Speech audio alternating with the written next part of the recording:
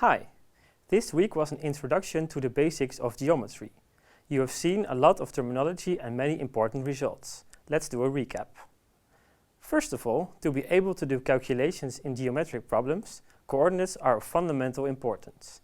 In the plane, the idea is to associate a pair of numbers to every point to describe its location. René Descartes introduced a systematic way to do this. Pick two orthogonal lines in the plane, endow each with a direction and a scale of units. Then from the point where the lines intersect, called the origin, we can reach each point by first moving parallel to the first line and then moving parallel to the second. The coordinates of the point reached are precisely the displacement along the first and second line respectively. This setup is called a Cartesian coordinate system. Using this, we can translate geometric questions into algebraic questions. Another fundamental concept is that of a vector. You have seen that a vector is an object with a magnitude and a direction. It is usually represented by an arrow. Vectors can be used to model physical quantities like force, velocity, and displacement. There are several operations that you can perform on vectors. First of all, two vectors can be added. The sum of two vectors is obtained by putting one after the other. You can also multiply vectors with a scalar. This comes down to changing the length and possibly flipping the direction of the vector, in case the scalar is negative. Using coordinates, vectors can be described using numbers called components. Using these components, we can perform vector operations algebraically. Adding two vectors comes down to adding them component-wise. Indeed, if we take the vector 4, 3, and we put the vector 1 minus 2 after it, we get the vector 5, 1. Scalar multiplication comes down to multiplying component-wise. For example, if we multiply the vector 3, 2 by 2, we get the vector 6, 4.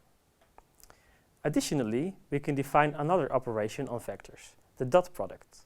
This product is defined as follows. The dot product of vectors AB and CD is given by AC plus BD. Armed with these concepts, we can do calculations. For example, in the Cartesian coordinate system, the distance between 2 points can be calculated in terms of their coordinates. The length of a vector, also called its norm, can be calculated using the dot product. Finally, there is a surprising relation between the dot product of two vectors and the angle between them.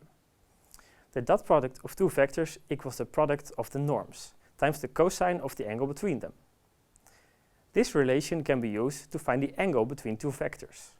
Also, you can use it to detect orthogonality. Two vectors are orthogonal precisely when their dot product is equal to 0. We then moved on to describe curves in the plane. First, you saw that curves can be described by an equation, also called an implicit description. For example, any circle can be described by the given equation. Here A and B are the coordinates of the center of the circle and R is the radius. Similarly, any line can be described by an equation of the form ax plus by equals c. Here AB is a vector orthogonal to the line and c is determined by any point on the line.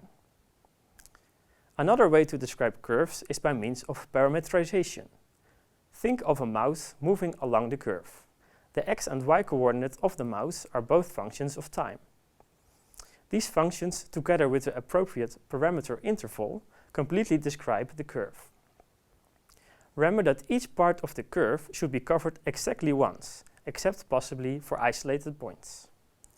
So a mouse moving back and forth on a curve does not provide a valid parametrization. A useful property of parametrizations is a relation to moving objects. The motion of an object can be described by coordinate functions. The first and second derivative of the coordinate functions then give the velocity, speed, and acceleration of the object.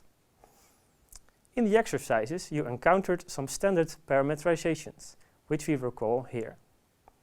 For a circle with center AB and radius r, a parametrization is given by x of t equals a plus r times the cosine of t, and y of t equals b plus r times the sine of t, with t between 0 and 2 pi.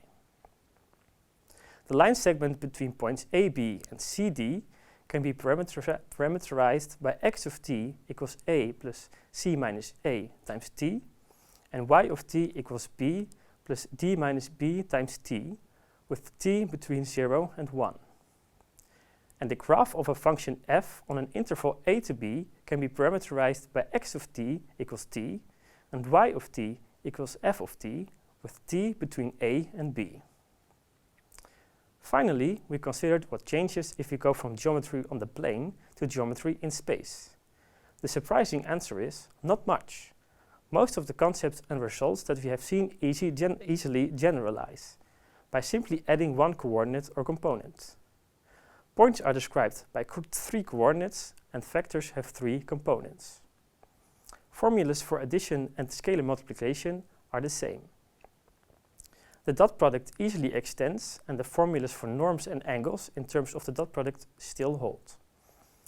Of course, curves and surfaces can have more exotic shapes, but we can still describe them using equations and parameterizations. These were the main topics of this week. If you feel uncertain about some of the topics, don't hesitate to have another look at the videos or exercises. Good luck with the homework.